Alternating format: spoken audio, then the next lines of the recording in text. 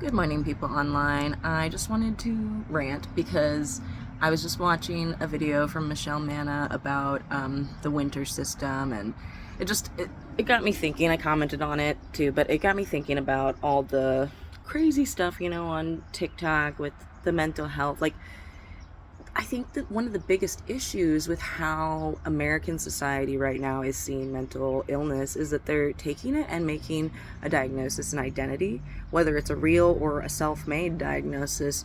I think that's the biggest issue I see, is making it everything that you are.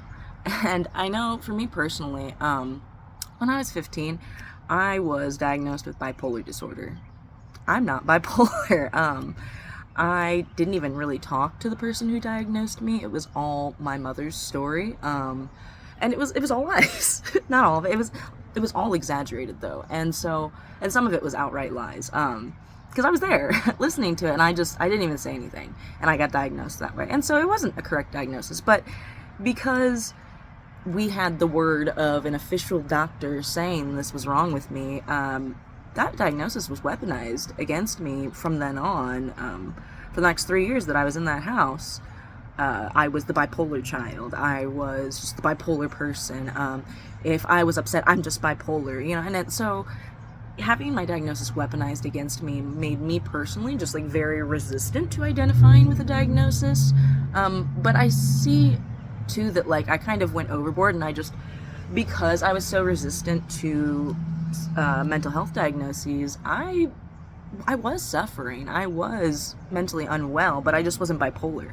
But I was forced to be medicated, and so when I turned 18, I quit my psychiatric medicines cold turkey. I was on Lamictal. It's an anti-seizure medicine, and I actually had a seizure after quitting cold turkey once, and I had never had seizures before. It was very risky and dangerous, and it was not, even though I do feel that now that part helped me have a healthier view. It wasn't healthy at the time for me. I didn't want to think there was anything wrong with me, because I'd been told for so long that my brain was broken and that was what was wrong with me, and it was never going to be fixed, basically. And so now I find myself too, after having these last 5 years accepted that I need mental health help, and have been going to therapy and have tried psychiatric medicines, to no avail. But I don't think that should discourage anyone from trying psychiatric medicines. I think that we need to be involving more biology, just like basic biology and neurochemistry, into how we prescribe psychiatric medicines. But I do think that I have a very weird biological makeup. I mean, the vitiligo, like, what, 2% of the world has it, and mast cell activation syndrome. So my biology is weird. So that could be why psychiatric medicines didn't work on me. And some people just have psychiatric medicine resistant depression. But I'm tangenting. So, after this I had a whole journey for a few years trying psych meds, and then I was just like, this isn't working for me. It's making me worse. And so I have tried another therapy style that has helped me. But what it's led me to understand is that the diagnosis ought not be used as an identity. It's just a tool, really.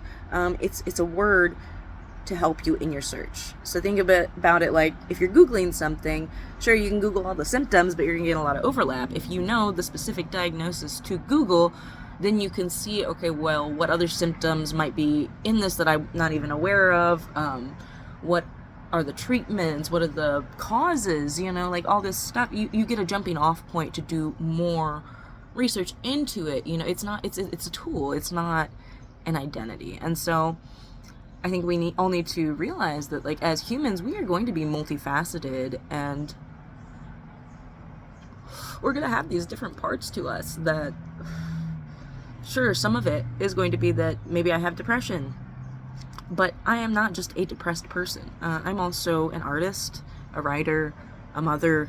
I love to volunteer with animals. I am an employee somewhere. I'm a daughter. I'm a sister. I'm a best friend. I'm all these different things.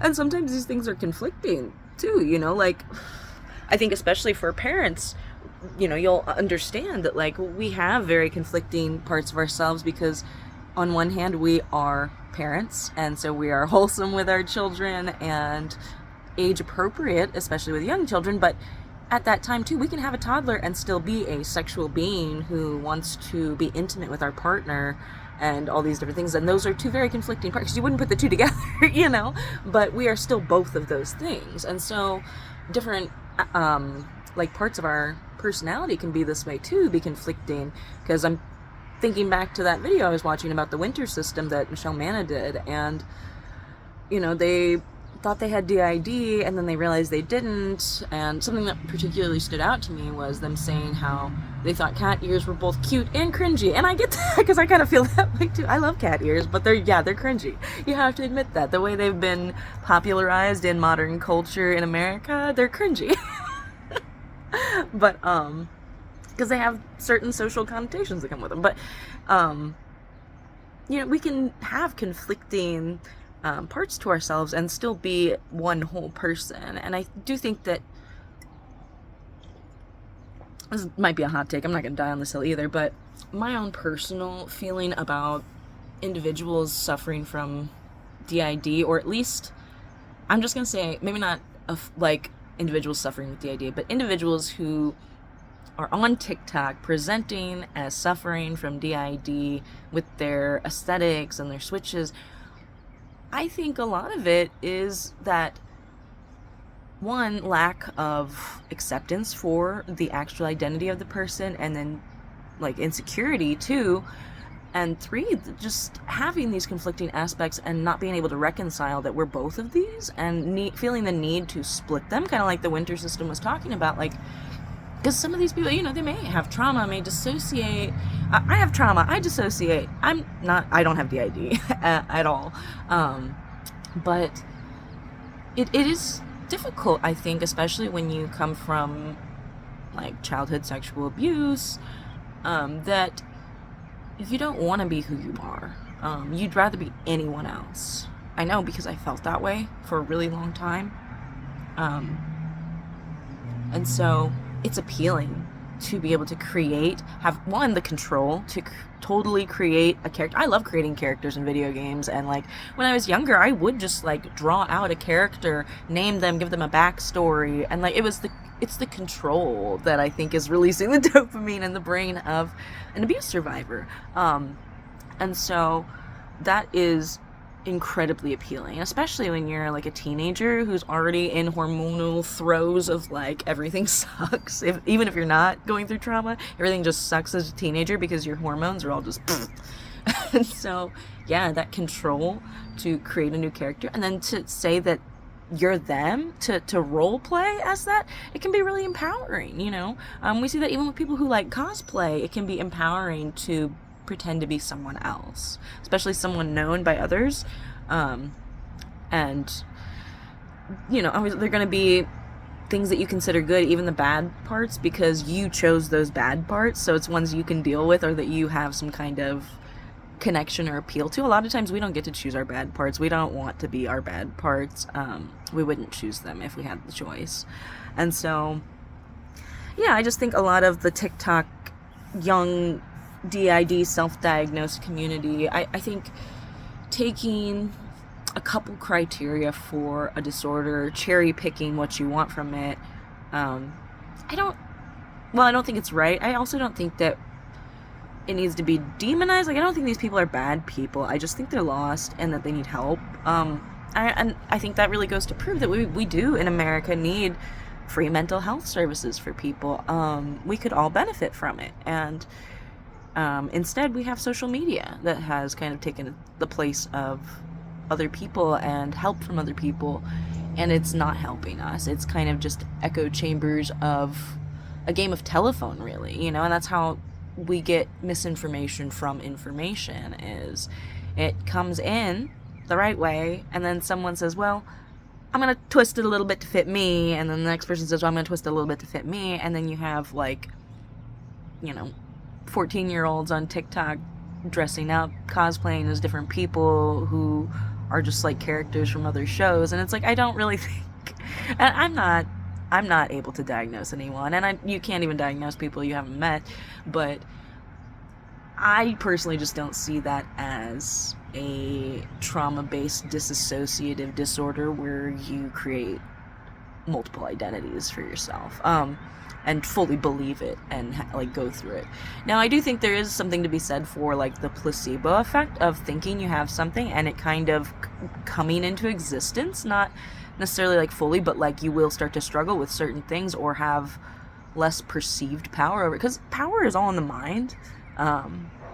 Mental slavery will keep us chained for longer amounts than anything. Sorry, I got interrupted. But yeah, I just wanted to kind of rant about, how we're not a diagnosis. We are more than that. Humans are so much more, and it's okay to have conflicting parts of yourself and still be one person. You don't need to feel shame over it. It doesn't diminish your realness or humanity to have conflictions and contradictions within yourself. It actually just makes you human. So I just wanted to rant a little bit about that, but I have to go bring in groceries because I had them delivered because I'm lazy. I hope everyone has a great day, and I will talk to y'all later. If you have anything to say in the comments, please let me know. Bye.